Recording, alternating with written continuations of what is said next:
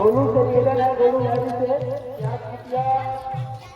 इस साहु के घर पहुंचे और साथ ही